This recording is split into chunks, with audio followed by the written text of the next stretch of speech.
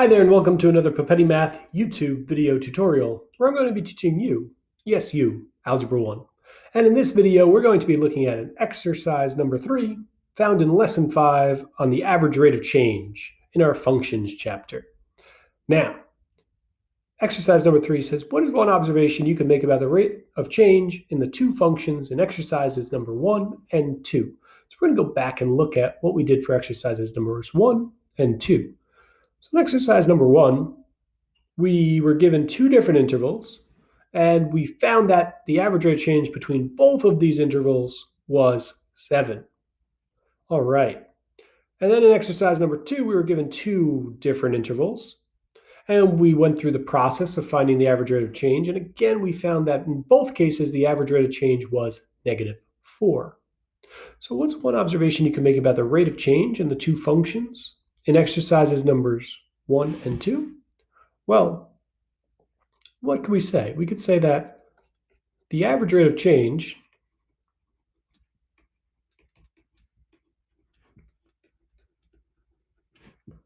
is the same, but there's a fancy word we could use for the same in math, and we're going to say that that is constant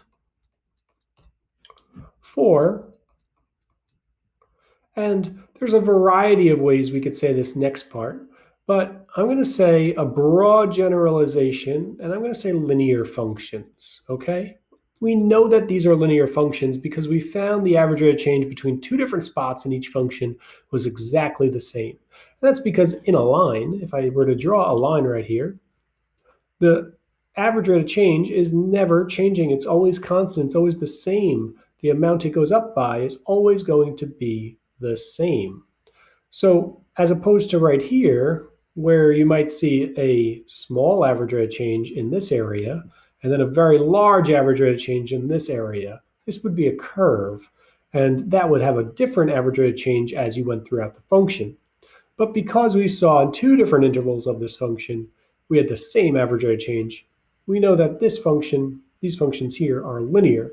We're going to be looking at that more in the coming chapter, but for now, linear functions have a constant average rate of change. If this video was helpful in putting together exercises numbers 1 and 2 to describe how linear functions have a constant rate of change, give this video a thumbs up, and you can click on exercise number 4 now to take you right to that part of the lesson.